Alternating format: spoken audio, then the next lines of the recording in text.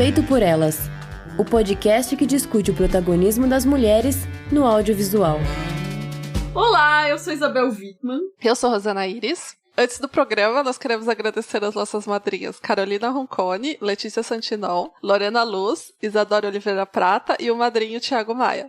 O Feito por Elas, como vocês sabem, é um podcast independente. A gente doa as nossas horas de trabalho para produzir o conteúdo para você que está nos ouvindo. Mas a gente tem gastos com servidor, equipamento, hospedagem, edição e várias outras coisas. Então, se você puder colaborar com o nosso trabalho, apoia a gente nos nossos financiamentos coletivos, né, que são o padrim.com.br, o catarse.me e o patreon.com, todos eles /feito por elas, tudo junto. A gente tem categorias de vários valores e também várias contrapartidas diferentes para cada uma delas, então dá uma olhadinha lá para ver o que interessa mais. E claro, né, como a gente sempre fala, vocês também nos ajudam demais divulgando o nosso podcast para que ele chegue a mais pessoas. E mais um recadinho antes do programa começar, esse é o nosso penúltimo programa antes do nosso Troféu Alice desse ano, que é o nosso prêmio anual, né, de melhores do ano aí, o prêmio dos melhores trabalhos das mulheres no cinema no ano que passou. Então a gente vai deixar o link pro formulário aonde a audiência pode votar também nos seus filmes, diretoras, atrizes preferidas do ano, enfim, que também temos as categorias, então, de voto da audiência. Então, se você quiser participar do nosso Troféu Alice, também pode votar pelo link que vai ficar na postagem lá no nosso site. E, bom, depois do programa mais recente, né, que foi sobre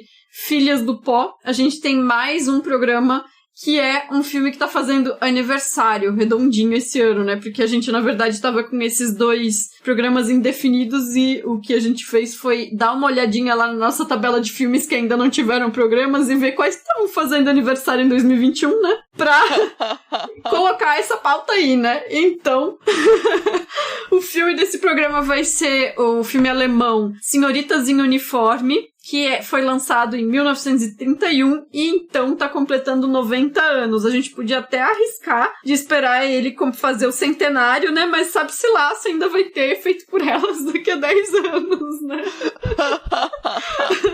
E fazia tempo que a gente não voltava tanto no tempo, que a gente não fazia um programa tão no passado, né? Com um filme tão histórico. Acho que o último tinha sido a Dorothy Arzner, que tinha alguns filmes dos anos 30 que nós mencionamos. Então, pronta, Rosana, pra essa viagem no tempo aí? Bem, eu vou aqui de programa da Marvel pra filme alemão dos anos 30. Adorei. Vamos aí. E detalhe, né? Programa da Marvel, no caso do Loki, com viagem no tempo, né? Então... então, assim, ó. Altas referências aqui, Isabel. Altas referências. É tudo conectado. Isso aqui é tudo um universo compartilhado do Feito por Elas. E pra começar, eu queria só dizer que esse filme, ele é, assim, perfeito pra gente pensar nessa coisa do contexto histórico, em relação à produção do filme, ao contexto da época e ao próprio resultado, né, do filme. Então eu vou ter que divagar um pouco sobre isso nesse momento que geralmente é a apresentação da sinopse, né. Então esse filme ele foi dirigido pela Leontine Zagan. Ele é adaptado de uma peça que foi escrita pela Christa Winslow. E a Christa era uma mulher que era abertamente bissexual, então tem documentado relacionamentos dela com homens e com mulheres, e ela escreveu essa peça inspirada pelas experiências dela que estudou em um internato, né? Então, a própria Christa adaptou o roteiro para o filme, junto com o também roteirista Friedrich Damann, e a história é sobre uma adolescente, a Manuela, que perdeu a mãe muito cedo, e aí uma tia dela mandou ela estudar no internato para meninas, né, que tem uma estrutura super rigorosa, e isso tudo tem em comum com a história da Christa, né, que perdeu a mãe muito cedo, enfim, foi enviada pela tia pra estudar no internato, né. E aí lá, a Manuela se apaixona por uma das professoras, né, que é a Fraulein von Bernburg, e essa professora, ela costuma tratar as alunas com mais carinho do que as outras, porque no meio de todo esse rigor, ela acredita que um pouco de afeição pras meninas faça bem, né. E aí entra esse contexto, né. que a Alemanha, e em específico Berlim, tinha se estabelecido ali no começo do século XX como um tipo de paraíso LGBT, né? Eu até mencionei sobre isso no Feito por Elas Indica, que é o nosso programa extra para madrinhas e padrinhos, né? Quando eu falei sobre o cabaré, né? Então, pessoas de vários lugares da Europa iam para viver em Berlim, né? Porque era esse espaço, digamos assim, mais progressista e mais acolhedor, né? E tinha lá centros de pesquisa sobre sexualidade, então tinha essa frente da ciência, vamos dizer assim, né? Mas também tinha cafés, tinha cinemas, tinha uma vida noturna super intensa, né? Toda voltada para as pessoas LGBTs, todas as letrinhas aí, né? Então, pra quem assistiu aquele filme Garota Dinamarquesa, eu não gosto muito desse filme, mas enfim, ele retrata esse momento, né? Que se passa na década de 20 e tem ali, dada a questão da transgeneridade, como que se estava pesquisando naquele momento a questão da transgeneridade, né? E o próprio Cabaré, que eu mencionei, né? Que é o musical do Bob Fosse com a Liza Minnelli, que aí sim eu recomendo demais, que é um filme maravilhoso, né? Que aí mostra também toda essa boemia ali dos anos 20, né? Em 1919, foi criado o Instituto para o Estudo da Sexualidade, que em tradução livre do Institut für Sexualwissenschaft. Gastei meu alemão! Arrasando nas pronúncias em alemão. Meu Deus, arrasou demais. Eu tô só anotando essas pronúncias em alemão aqui. Eu falei, olha só como ela tá falando. Gastei mano. Aqui, mas eu acho que não é sexual, acho que é sexual. Mas enfim, é isso aí. Era o Instituto de Pesquisa de Sexualidade, né? Em 1919. E aí, nesse mesmo ano, o diretor do instituto, que era um médico, né, um sexólogo, o Magnus Hirschfeld, ele roteirizou um filme que se chamava Diferente dos Outros, que era sobre dois homens que se apaixonam. Era um filme bem progressista, que advogava a favor desses dois homens, enfim, exemplificando a experiência gay naquele momento, né.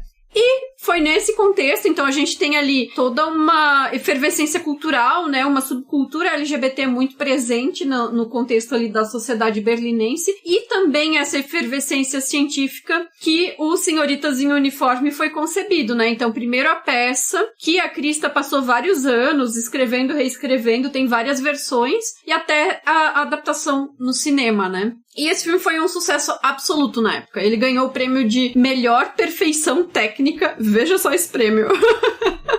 No Festival de Veneza, né? E ele também foi premiado como melhor filme estrangeiro no Festival de Jumpo, no Japão. E ele também foi listado como um dos 10 melhores filmes estrangeiros naquele ano no National Board of Review nos Estados Unidos. Então, assim, a gente vê que ele não foi concebido especificamente como um filme de nicho, né? Porque muitas vezes acontece o quê? As pessoas dizem isso é cinema LGBT ou isso é cinema queer e coloca como um cinema de nicho e não um cinema ponto, né? Esse filme ele foi concebido como cinema ponto e teve esse sucesso todo na época, né? Embora hoje ele talvez não seja tão lembrado como talvez pudesse ser em relação a outros filmes desse momento, mas ele teve esse impacto, assim, que atravessou aí os continentes, né? Sim. E aí, Rosana, eu já começo te perguntando por essa questão de ser um filme de 31, né? Levando em conta ali a linguagem do cinema da época e tudo, né? Se tu gostou do filme. Primeiro, eu achei muito chique esses reconhecimentos internacionais todos. Melhor perfeição técnica.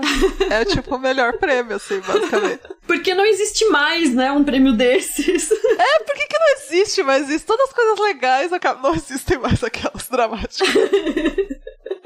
Prêmio de melhor perfeição técnica não tem mais no Festival de Veneza, olha, sinceramente, daí acontece o quê? Joker ganha esse negócio. Mas enfim. Então, eu gostei muito, eu me surpreendi, inclusive, eu achei que ele é bem resolvido, tecnicamente. De roteiro, as atrizes, a construção toda do internato ali, eu gostei bastante, então acho que ele é um filme realmente tá certo os jovens lá de Veneza que premiaram ele como perfeição técnica aí. Inclusive, eu esperava ser um filme muito mais melodramático, vamos dizer assim, pela época em que foi feito, pela temática, e Sim. Ele, na verdade, me envolveu pela naturalidade da narrativa. Ele não é tão melodramático como outros filmes que ainda tinham a influência, por exemplo, do expressionismo alemão e tal, né? Não, ele é só melodramático o suficiente de um protagonista adolescente, né? Que tá sofrendo por amor e essas coisas. Mas sim, concordo também. Pois é, e aí eu fiquei pensando nessa coisa da linguagem, né? Porque eu fiquei reparando na câmera, né? Porque esse também é um momento de transição ali no cinema, né? Que é do cinema mudo pro falado. Então eu até fui olhar ali outros filmes da época que eu tinha assistido, e aí tem, por exemplo, Tabu, do Murnau, que é um filme que não é falado, né? Mas a gente tem o Frankenstein, né? Que todo mundo lembra do It's Alive, né? E então, assim, tava saindo de tudo nesse momento, né? Ainda tinha os dois tipos de filme em paralelo, né? E essa transição de tecnologia foi muito trabalhosa, né? Porque as primeiras câmeras que funcionavam ali com captação de som simultâneo eram trombolhos gigantes, então dificultavam muito a movimentação elegante que já era uma característica do cinema dos anos 20. O cinema dos anos 20 era extremamente sofisticado, né? E aí quando a gente chega no início dos anos 30, os filmes sonoros, eles são meio engessados em termos de estética, se comparados com os filmes dos anos 20, né? E a Leontine Zagan, ela tenta, né, na abertura, por exemplo, ela tenta criar esse dinamismo da movimentação de câmera. Então a gente tem ali umas mulheres conversando numa sala, aí entra uma mulher, aí a câmera meio que pula pra essa outra mulher que aparece na porta, né, depois pula de novo pra uma outra mulher que tá num segundo plano e que começa a falar, então quem fala recebe a atenção da câmera, né, e assim vai. Mas é um negócio um pouco truncado, assim, né, a gente percebe um pouco essa dificuldade. Mas também tem umas tomadas que eu achei bem bonitas, tanto pra cima quanto pra baixo, lá numa escadaria com um vão central que depois tem um papel importantíssimo no desfecho do filme, né? No geral, eu acho que é um filme bastante estático. A maior parte das cenas é com câmera parada mesmo. Imagino que justamente pela dificuldade tecnológica desse momento. Mas eu acho que é interessante, porque é o que era possível fazer, né? Nesse contexto. Sim. Isso da linguagem da época, eu também acho que dá pra você ver bastante lá no filme, porque eu acho que ele tem muita cara de cinema mudo em alguns momentos, na minha opinião, sabe? Principalmente os cortes, a movimentação dos atores, eu acho que ele lembra um pouco ainda essa construção do cinema mudo, né? Com a situação que ele é falado, que ele tem até músicas em algum momento, etc.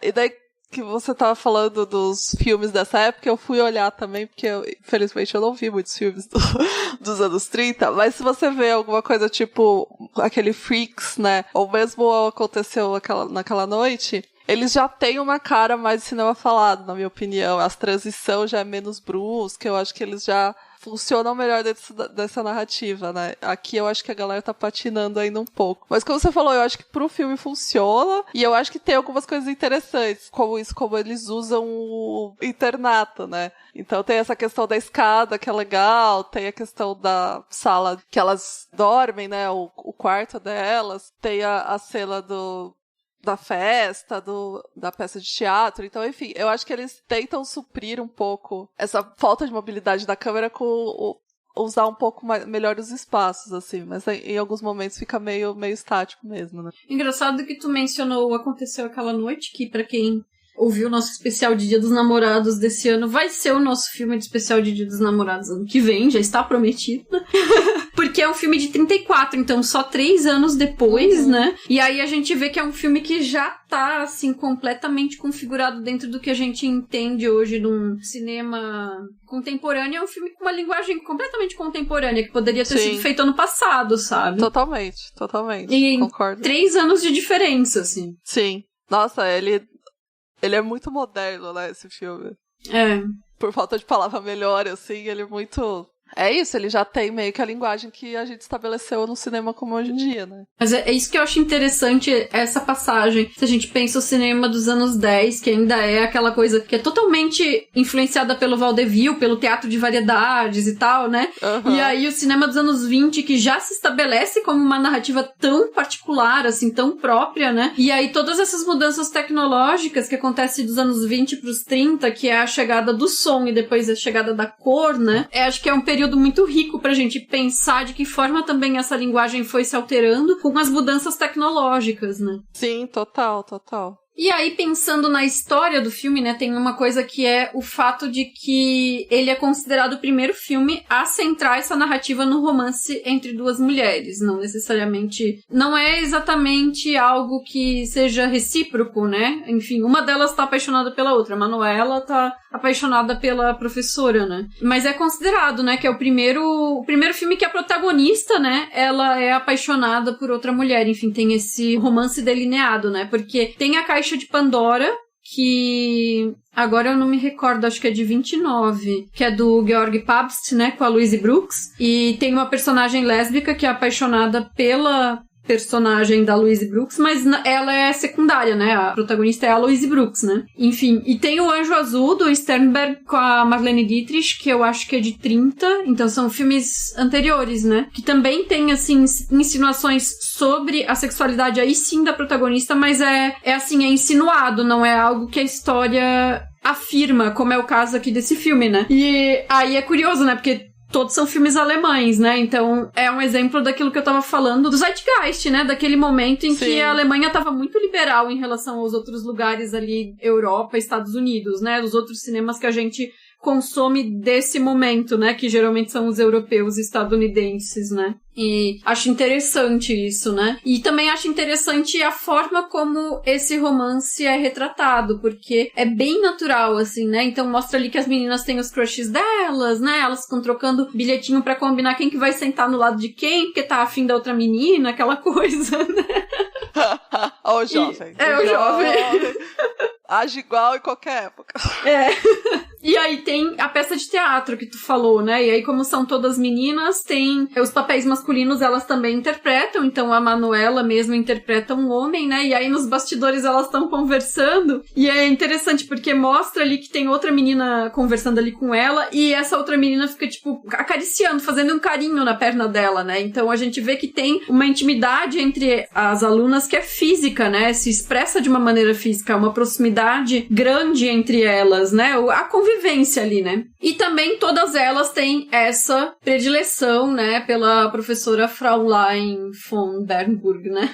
Então tem, tipo, uma menina que escreveu as iniciais da professora no braço. A própria Manuela, quando recebe o uniforme que é usado de outra aluna anterior, vê que dentro do uniforme, né, tá escrito, né, alguém escreveu na bainha, né, da roupa pelo lado avesso, né, o nome da professora, enfim. Então, bem aquela coisa de adolescente, né, de ficar naquela fixação, né?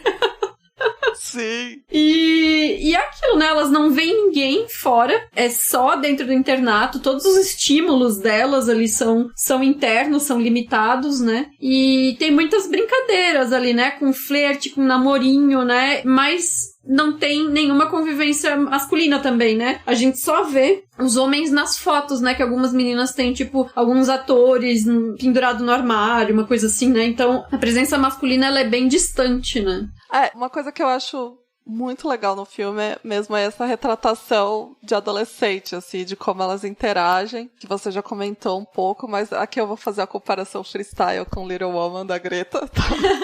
Que no filme, você vê, no filme da Greta, né, você vê as irmãs falando atropelado, né, falando uma em cima da outra. E eu lembro até da Greta comentando na época de divulgação do filme, como irmãs conversando é assim, né, então não é aquela coisa ordeira que você vê no cinema, que uma fala, tem pausa, daí outra fala, tem pausa, sabe? Não, é uma falando em cima da outra, subindo em cima da outra, é isso o tempo inteiro, né? E aqui a gente vê meio que a mesma coisa, né, se você pensar que as meninas do internato, ela tem uma reação super próxima, né, como você falou, elas estão sempre juntas, e elas acabam tendo esse tipo de interação caótica também, né? E, enfim, essa coisa da paixonite adolescente também eu achei muito bem feita, assim, porque, gente, é igual qualquer filme adolescente que você for assistir, gente.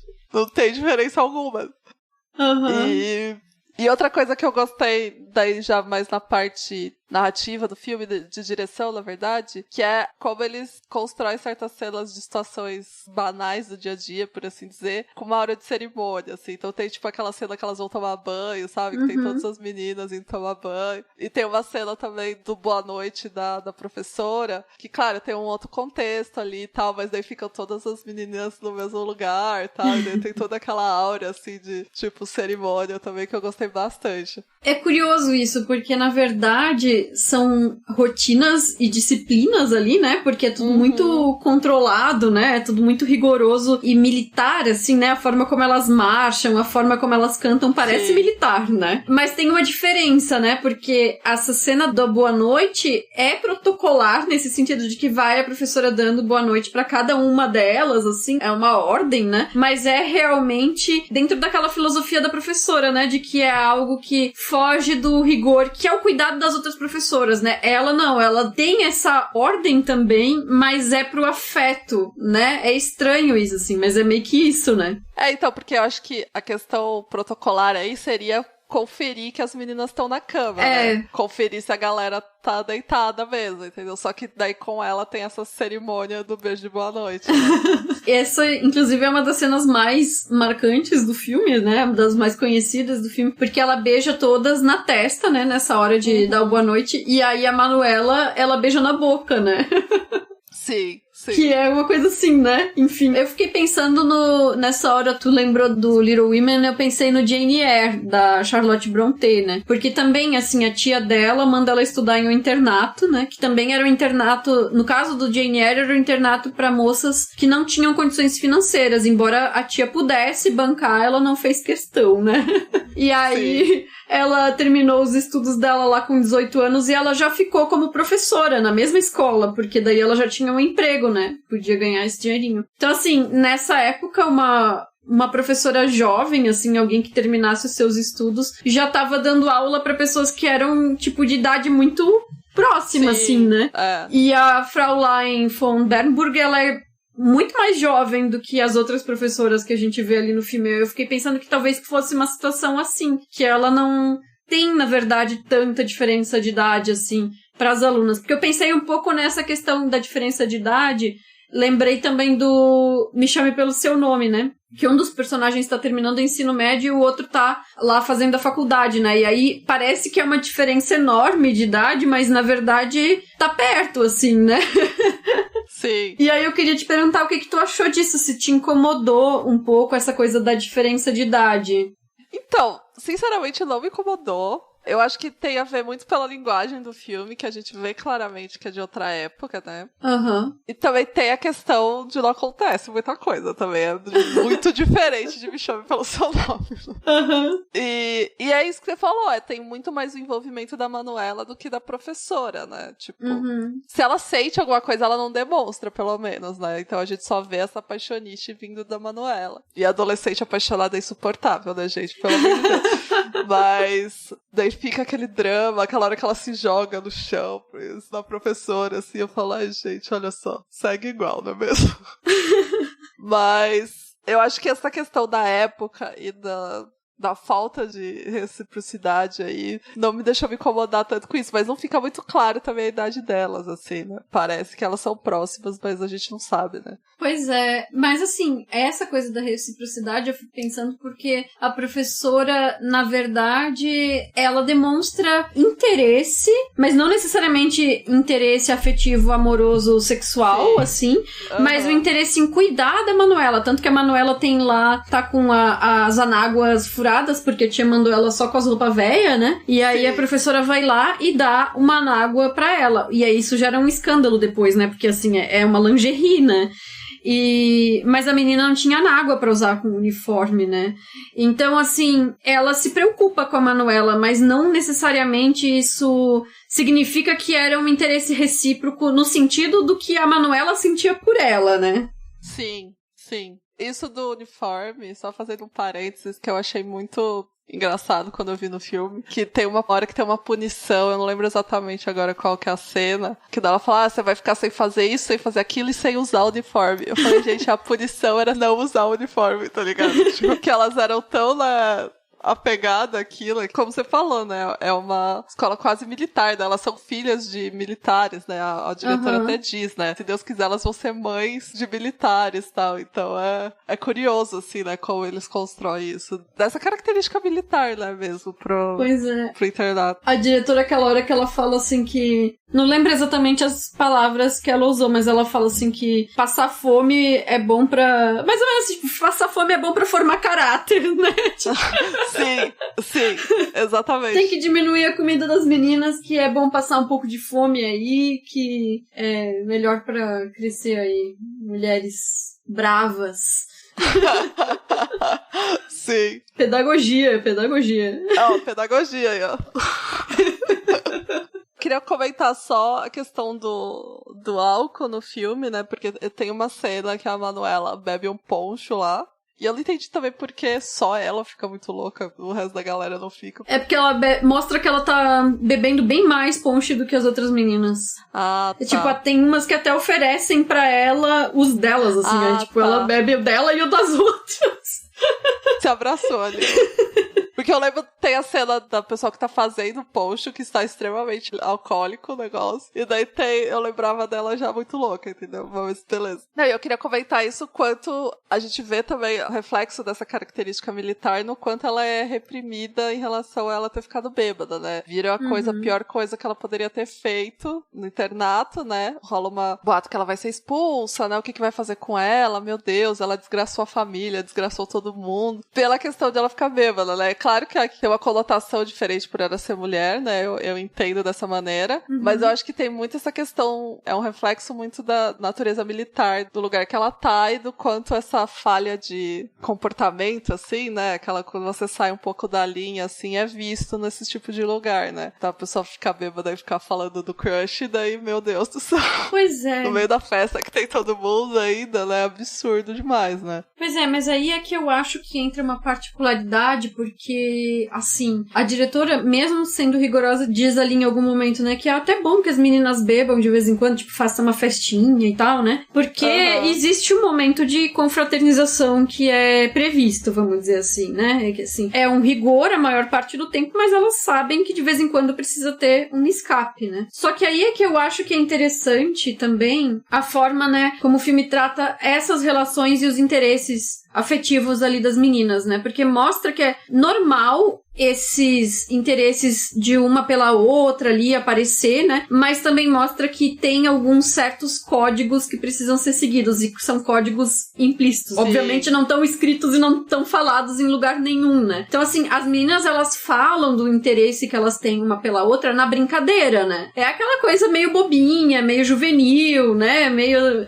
é aquele flerte na brincadeira mesmo, né? Só que quando a Manuela bebe ali e começa a falar sobre a professora, né? E aí ela menciona que a professora deu a anágua pra ela e que por isso a professora também deve amar ela como ela ama a professora, né? Aí ela meio que quebrou esse contrato, né? Essa regra, porque ela falou aquilo num tom que era de seriedade, apesar da embriaguez dela, né? Não foi algo casual, ela botou peso ali nas palavras dela, né? E aí eu acho que é isso que diferencia ela das outras. É claro que o fato de ela beber, de ela ter ficado bêbada, né, alcoolizada ali, pesa na punição dela, mas eu acho que o principal que leva ela àquela exclusão, que a diretora manda ela ficar trancada, separada das outras meninas e tudo mais, é mais pelo fato de ela ter falado com todas as letras do interesse amoroso que ela tinha pela professora. Essa é a quebra do contrato social, porque o bebê de vez em quando tá implícito na rotina escolar. E o brincar sobre os crushes também, mas o levar a sério aquilo como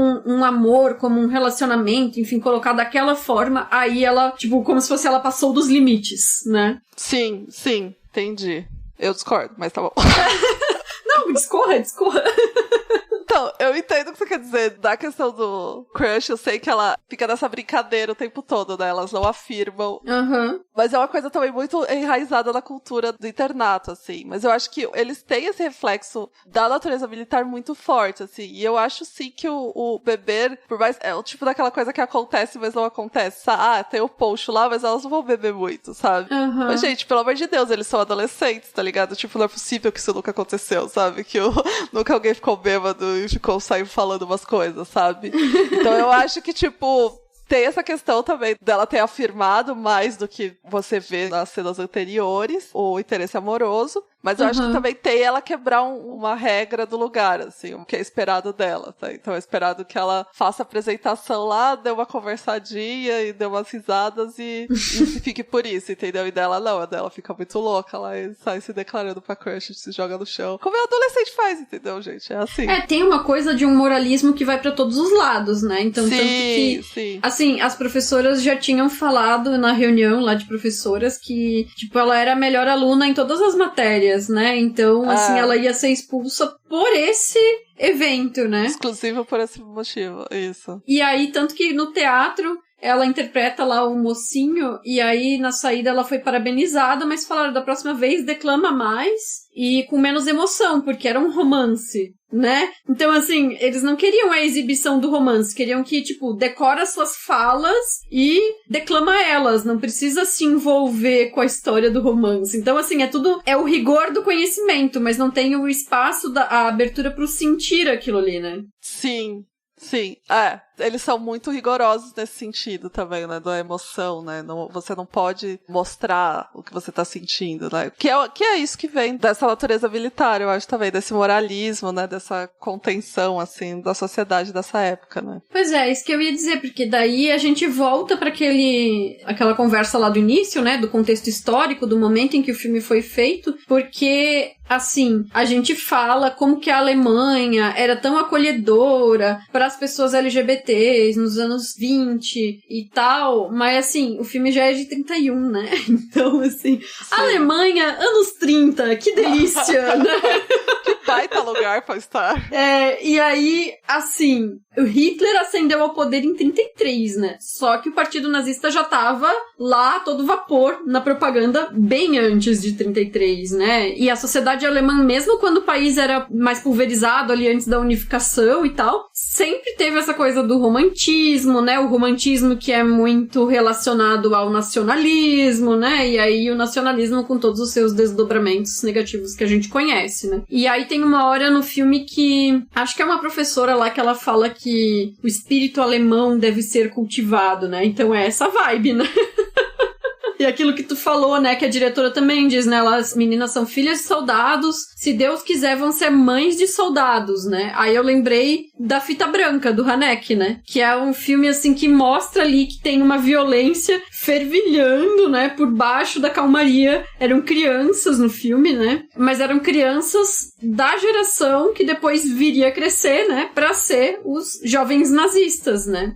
E a Leontine Sagan, ela claramente é bem crítica a essas ideologias, né? A forma como ela retrata isso mostra bem o horror ali desse confinamento, desse rigor militar, do tratamento que as meninas são submetidas, né? E também mostra, né, como que tá inserido ali na rotina e tão casualmente, né, esse tratamento nacionalista e também o pânico moral, né? Então é um filme super progressista, não só pela temática LGBT, se a gente pensar o contexto da época, mas também a abordagem dela, que é muito anti-autoritarismo, é muito anti o que viria a ser depois.